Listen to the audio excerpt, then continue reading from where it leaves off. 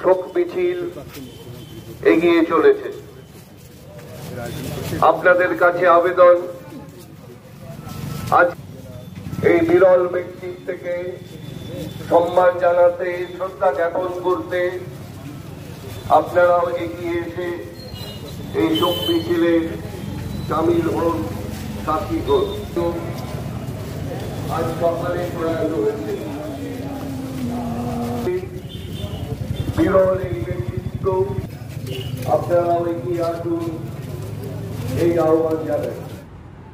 দেখুন, ওনার মতো রাজনৈতিক ব্যক্তিত্ব বিরল থেকে বিরলতম। উনি একজন রাজনৈতিক প্রেক্ষাপটে একজন ব্যতিক্রমী ব্যক্তিত্ব, যিনি যাকে আমরা দেখেছি তার সাদা পাঞ্জাবি পায়জামাতে ধুতিতে কোনোদিন এক কালো দাগ তিনি লাগতে দেননি। এই ধরনের মানুষের সমাজ থেকে বিয়োগ সমাজের জন্য ক্ষতি, এবং যেই রাজনৈতিক আঙিনায় আছে পশ্চিমবঙ্গ দাঁড়িয়ে আছে, সেই জায়গায় দাঁড়িয়ে ওনার মতো ব্যক্তিত্ব না থাকাটা একটা বিরাট বড় ক্ষতি। আমরা রাজনীতি করি, আমাদের কাছে উনি একজন এক্সাম্পল যে কীভাবে উনি তার শাসনকালে শাসক থাকা অবস্থাতেও কীভাবে উনি চলেছেন। তাই এটা উনি শুধুমাত্র সিপিআইএম বলে বামফ্রন্ট না, প্রতিটা রাজনৈতিক দল, প্রতিটা রাজনৈতিক ব্যক্তিত্বের কাছে উনি একজন এক্সাম্পল। তাই ওনার বিয়োগ সবার কাছেই খুব বেদনাদায়ক। আমরা ওনার আত্মার চির শান্তি কামনা করি এবং পরিবারের প্রতি গভীর সমবেদনা জানাই। প্রাক্তন মুখ্যমন্ত্রী মাননীয় বুদ্ধদেব ভট্টাচার্য প্রয়াত হয়েছেন। এটা আমাদের সবারই কাছে খুব দুঃখের। আমার ব্যক্তিগতভাবে বুদ্ধদেব বাবুর সঙ্গে কথা বলার সুযোগ হয়েছিল। প্রায়ই কাটোয়ায় সিপিএমের অত্যাচারে একটা অস্বস্তিকর অবস্থা তৈরি হতো। সোমেনদার সঙ্গে আমরা কয়েকবারই বুদ্ধবাবুর কাছে গিয়েছি। তিনি চেষ্টাও করতেন, কিন্তু তিনি বলতেন যে তার দল তার কথা শুনছেন। প্রকৃতপক্ষে তিনি একজন শান্তিপ্রিয় মানুষ ছিলেন, চেয়েছিলেন যে শান্তি থাকুক, কিন্তু সিপিএম পার্টি সেটা হতে দেয়নি। বুদ্ধবাবু প্রয়াণ পশ্চিমবাংলার রাজনীতির ক্ষেত্রে একটা বড় ক্ষতি। দেখুন, একটা যুগের সমাপ্তি হলো। আমাদের রাজনৈতিক মতপার্থক্য থাকতেই পারে, কিন্তু মানুষ হিসেবে তিনি খুব ভালো মানুষ ছিলেন।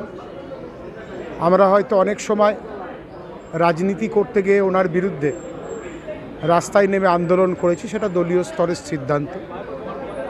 কিন্তু ব্যক্তি মানুষ হিসেবে, লেখক হিসেবে সব দিক থেকে উনি অনেক এগিয়ে ছিলেন এবং উনি পশ্চিমবাংলাটাকে বুঝতেন।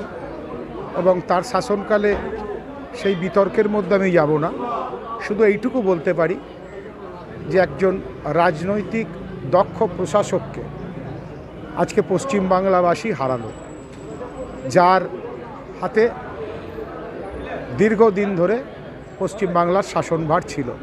আমরা তার আত্মার শান্তি কামনা করি এবং তার পরিবারকে সমবেদনা জানাই। আপনারা অবগত আছেন ইতিমধ্যে পশ্চিমবঙ্গের প্রাক্তন মুখ্যমন্ত্রী তার প্রতি শ্রদ্ধা জ্ঞাপন করতে তার নির্দেশিত পথে অবিচল থাকার শপথ গ্রহণ করতে ভারতের কমিউনিস্ট পার্টি মার্ক্সবাদীদের ডাকে আসুন আজকের রাজনীতিতে বিরল এই ব্যক্তিত্ব, বিরল এই নেতৃত্বের প্রতি আমরা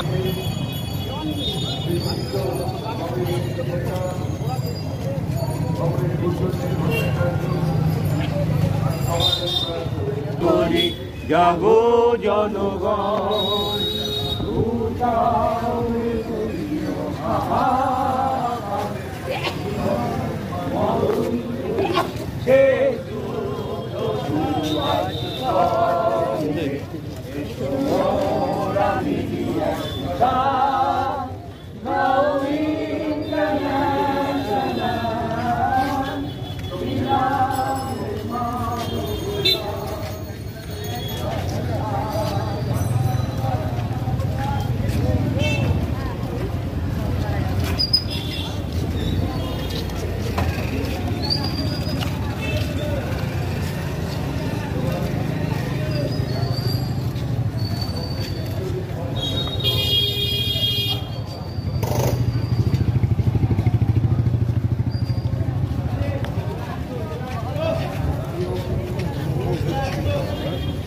আপনারা সবাই জানেন যে আমাদের রাজ্যের প্রাক্তন মুখ্যমন্ত্রী এবং কমিউনিস্ট নেতা, আমাদের পার্টির পলিট ব্যুরো সদস্য কমরেড বুদ্ধদেব ভট্টাচার্য যা সকাল 8:20-তে তার পাম অ্যাভিনিউ বাসভবনে প্রয়াত হয়েছে।